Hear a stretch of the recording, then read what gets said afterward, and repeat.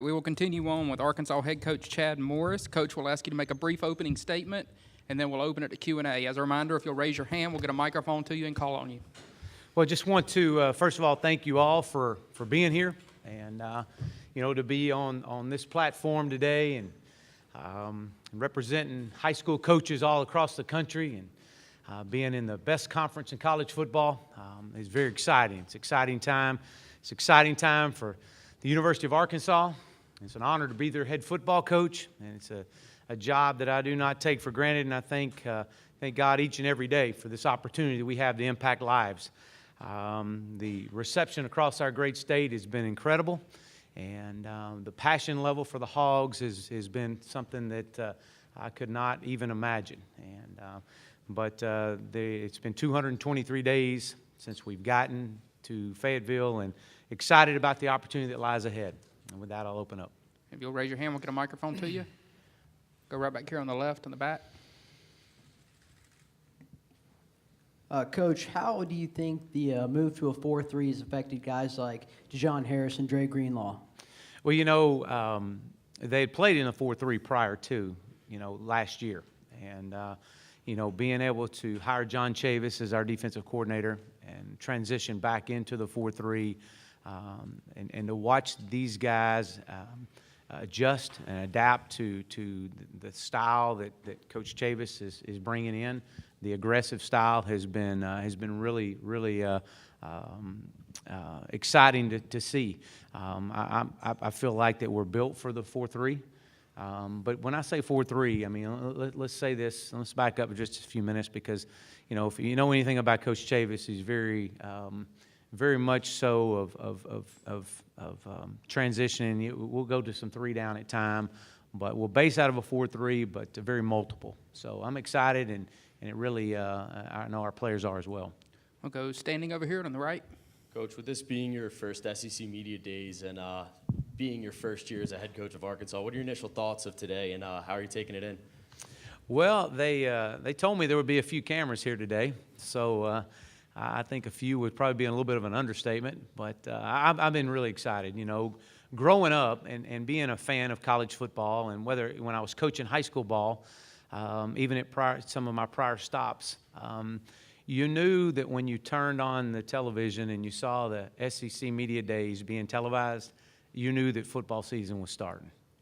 And to know that I'm on the platform and part of the kickoff of college football, I'm extremely excited about this opportunity that we have. Go right here on the left side on the back row. Do you remember the first time you said left lane or hammer down or full tilt boogie? Where does these all come from? Yeah, I would give it in a pregame speech, back even when I was in high school. It would just, we'd be playing a big opponent, and I'd be like, okay, I got to pull my left lane hammer down speech out, and I'd pull it out, and I said, well, all right, guys, we got to rev the engine and pop the clutch and put it in the left lane and put the hammer down. And I lost them at pop the clutch because these guys are like, I don't know what a clutch is. I just put it in drive. And so that's where it really started. And then when my introductory press conference, that was just who we are. That's how we were going to go. That's our lifestyle.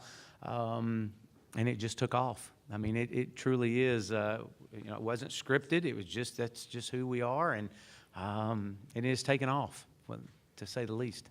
We'll go over here standing on the right side.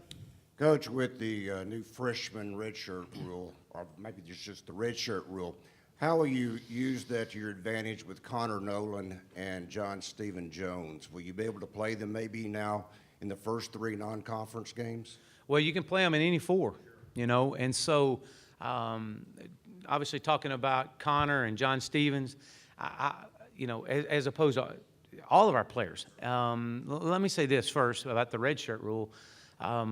We would never, as a head coach, put a player on the field to play in this league in particular, in any league, if he wasn't mentally or physically ready to play. And through practice, through the preparation. So what's happened in the past with the prior redshirt rules is you may lose the focus of a young man. And you, even though you may tell him that, look, you've got to be ready just in case of an injury. We may need you late in the year. And, a lot of those young guys they're not mature enough to be able to flip that switch What this does, which I love the rule, it allows us that maybe we do have a guy or two that's ready early on. And if he is, we're going to play him. If he's not, then we're going to continue to develop that young man, and he's going to know that he has an opportunity to play as that season unfolds, that he's got to be engaged and in tune in meetings. And so when you're dealing with Connor and you're dealing with John Stevens and the opportunity for these young men to have an opportunity to play this year, absolutely, they sure do. We'll go to the camera platform on the left side. Hey, Coach. Anything that might surprise us heading into preseason camps, a position move, or maybe players that have stepped up their level of leadership? We always see something like that when there's coaching changes. Players seem to take opportunities like that. Anything that we could expect? You know, just talking with Coach Carroll, Trumaine Carroll, our head strength and conditioning coach, and just the process that these young men have been going through, the transformation during the summer months, and seeing the leadership step forward. You know, I'm excited. I don't know that there's exactly just one guy or two guys that we're expecting a lot out of. I know this, when you look at our football team, they're in shape. They look apart as they're getting ready to go into camp, and so they know that the amount of running and that they've been doing through the course since January, they feel better than they've ever felt. And we've got some guys that have trimmed up, which needed to happen. And so I think that with that, you're going to see several guys step up. I know there's some in my mind that I need them to step up, but we'll wait and see how that goes. That'd be a great follow-up question maybe after a couple of days of fall camp practice. But I'm excited about the team meeting we had yesterday and listening to the input from our players step up and talk. And we've had several true freshmen step up and talk in a team meeting, which was very impressive. Go to the back row over here on the right side. Over here, Coach. I'm sorry. You kind of talked about him a little bit earlier, but obviously your defensive coordinator, John Chavis, is no stranger to the SEC, specifically the SEC West. What did you like about him? What made you want to bring him to Arkansas? And just his experience with the SEC defense. Yeah, you know, I've been asked that, and that's a great question. And Chief is when I got the job, there was one phone call I was going to make first, and it was to John Chavis. And having experience of preparing for Coach Chavis's defenses, we actually played them here in Atlanta in a bowl game, and know the difficulty and watching watching him develop teams and be a part of top defenses across the country and play at on the grand stage in college football and this conference and this division. I needed someone with that experience. I needed someone that I knew I could provide some advice or some help in how to defend and defending the spread offenses. And so we've done a great job offensively of working together and defensively of watching film together and cross-checking each other and listening to Coach Chavis as he's helped us give advice how to help grow our offense to different things defensively. So, man, this is a guy that's he's rejuvenated, he's excited, he's bouncing around, and man, our players have just have really taken a hold to him and his knowledge. And why wouldn't you when you're a guy that's been in the league as long as he has? We'll go to the camera platform in the back on the left side. Coach here in the back. One of the guys that's here today, Santos Ramirez, what was your first impression of him when you first met him, and what are you expecting from him this season? You know, Santos, along with a lot of our players, the majority of our players, they did not want to go back down the road that they'd been on. And when I first met him, December the 7th, I believe, it was very evident that, look, Coach, we know change is coming, and we're excited about the change. We're trusting you. You're giving us hope. We don't want to travel down the road. We want to know what it was like, and we've got a bad taste in our mouth about it. But Coach, in his exact words, Coach, I'm here to tell you that I'm going to do everything in my part to help get this football team together and to where we don't travel down that road again. And so that immediately just caught on. And his leadership throughout the course of spring and his ability to understand that when he does make a mistake, he knew what happened and to be able to correct it. A very coachable young man, and he's a graduate, and I'm really excited about that for him as well. Go to the back row over here on Hey, the Yes, Coach. right side. With you being the new head coach of Arkansas, what is the type of chemistry that has been founded or like has laid down on the foundation between you and the players? I think of trust. You know, if you ask me, say, Coach, what's the one word that has to happen? Trust. And I've worked extremely hard to gain their trust. And likewise, it's two-way street, you know, and so, and the respect that comes along with earning their trust. And the way that I've started doing it, the way I did it from day one is just be who I am. This is who I am. You know, coaching football is just what I do. It's not who I am. And for them to be able to see me as something more than just a football coach, that I truly care about their life after the game of football, and trusting me in that process and how I go about developing them for life after football and providing them the resources to connect with our you know, the corporations around Fayetteville, and helping them when the air and the ball does get let out. So I think it started with trust and respect and showing that Coach truly does care for us more than just about the game of football. And once those guys see that, I mean, I've got a son of my own that plays football, and you know, his coaches that he loves the most are those that they may not talk football to him. They just talk about life, and that's who we are. Go to the camera platform, front row on the left side. Chad, right here. What does this opportunity mean to you to be one of 14 coaches in the premier conference in the country? And does it help to maybe have a bit of a pressure break knowing that you're part of a large rookie class of coaches? Well, you know, I don't know so much about the pressure break, and I don't think anyone would put any more pressure on me than I would myself and our staff. What does it mean to be sitting here as one of 14? It's incredible. I'm just going to be straight with you, and you know, it's something that I'm very honored that I give, as I've shared before. There's a lot of high school coaches that are sitting out there watching this very press conference and wanting to be here one day and want to know, can I get there and how do I get there? And if Chad Morris can get there as a high school football coach and work his way through, then I have a chance. And that's something that I do not take for granted, and also the opportunity to just impact lives. I mean, that's, you know, this is so much more than just the game of football. You know, it just means more, and it does in so many other areas. And I'm very, very honored and to be a part of one of the 14. And we're going to do our part to uphold the integrity and the value that this conference and the tradition that this conference has laid forth, and we're excited about that. We'll go standing back here on the right side. Hey, Coach. Bruce Marshall at Sports Byline USA. Schedule question for you. For years, War Memorial in Little Rock is a bigger stadium than Fayetteville, and arguably nicer, but that's not the case anymore since you've upgraded and you've got a tremendous place now. I know you're not playing as many games in Little Rock, but does that make sense to keep this going? I mean, you already give up a game in Fayetteville every other year with A&M to play in Arlington. Do you want to? Is Arkansas going to continue scheduling one in Little Rock going forward?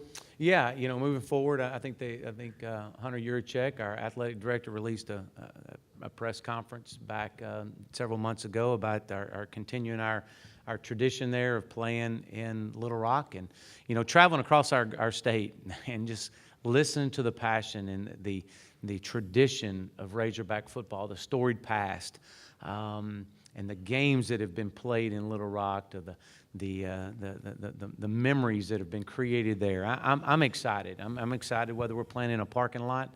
It really, you know, I'm just excited about the opportunity to be able to step out and to play, and to come and represent the University of Arkansas in the state, there in Little Rock. I'm excited. I'm excited about that opportunity we have, and we're going to embrace it, and you know, we're going to play, and we're going to win. Go to the camera platform right here on the left. Coach, I know you're from East Texas, so I know you're tough. I'm not insinuating that you're not, but first-year SEC coaches, the question was just kind of asked, but history hasn't been kind. It's been tough to first-year head coaches in this league. Interested to see how you've kind of embraced that challenge, Coach, and then also building on that, how does your roots in East Texas kind of shape you as a coach? Yeah, I'll be interested to see what the first year brings with the first-year head coach here, and but again. The only thing I can control, and you can't control that outcome right now. The only thing we can control is putting our best foot forward every day and developing these young men and putting that process in play. Being a part of East Texas, I think it's very imperative that the recruiting that has to dive into the state of Texas. It has to. And when you look at the programs of the past that have had success at Arkansas, you win with the players in Arkansas, and you have a great recruiting footprint in Memphis and Tulsa, and you better get into Texas and into Louisiana. And then you dip into the other schools in the Southeast, or other states in the Southeast that you have relationships. But I believe being from East Texas and the relationships we have will only continue to help us as we move forward in recruiting. We'll go to the camera position, far right. What are some of the strengths and weaknesses you see out of the quarterbacks like Cole Kelly and Connor Nolan and the other quarterbacks you have on the roster? And do you have a front runner going into camps? Yeah, no front runner, but I do know that the last that we obviously we can't be out there as they go through their skills and drills and player-led workouts. So the development of these young men since they walked off the field. There in Little Rock in our last practice there in Fayetteville to where they are to the start of fall camp will be interesting. That's where the true development of a quarterback comes in. That's where you're going to see the most gains and the amount of film study that they've been able to do on their own. The player-led workouts, do the players respond to them? Do they lead? How do they react? And so until we get out there and get going into fall camp, it's really hard to say. But I know that each and every one of the young men that you've mentioned and each and every one of the young quarterbacks that are on our roster have all worked extremely hard this summer. And I'm excited about watching the competition unfold. Go back row on the left side. The rivalry with Mizzou is only a few years old, and most people would say that it's not one of the more passionate or filled with the most hatred as other rivalries in the SEC. So do you have any plans to kind of get the guys more amped up for that game or to make it one of the more prominent fixtures during rivalry week? Well, there's as I mentioned earlier, there's a lot of rivalries on our schedule, and several that are around our state and the borderlines and the boot and the Southwest. I mean, a classic trophy. I mean, there's so many, and if you go talk to our fans, there's many others too. They want to beat everybody on the schedule, and so there's a sense of pride across our state, and to be able to get this football team to play at a level that represents the pride and the storied past of this program is my job. And that's what I'm committed to doing. That's what we're going to do. And we're going to do it by being the best we can be one day at a time. And when we get to the end of the season, it doesn't matter who we play. It's about being the best we can be each and every Saturday that we step on that field. And we know we have rivalries, and every school in the country has rivalries, but you better be prepared for every game in this league, or you'll get exposed in a hurry. Got time for a couple more. We'll go back row over here to the right. Yes, Hey, sir. Coach, I was going to ask you what you know about the boot and the LSU game. You'd referenced, I think, that Clemson win in the bowl game kind of kick-started Clemson on that huge run they've been on. But what do you know about the LSU series and the boot? Well, I know it's obviously if they name a trophy after a game, it means a lot. And I know that there's been some great games and great battles in Little Rock, as a matter of fact, and I'm building on those. We'll build on them. We'll, as the season unfolds, as we get to each and every week, we'll show videos of storied games and represent the tradition. You know, this is all about the Razorbacks of the past, the Razorbacks of the present, and then the Razorbacks of the future. And so letting these young men know that, look, there's been many people that have wore this Razorback logo before you. There's been many people that are going to wear it after you, and what you do in the moment that you're wearing it is going to define your legacy. And part of that legacy is playing for the boot and being able to stand up and battle for that. And it represents so many households, as the other rivalry trophies do in our state. It affects every television and every dinner table, every garage and park. It's talked about. And so we're something we'll take with a very high priority, as we do each and every week. All right, we're out of time. Thanks, Coach. Thank you.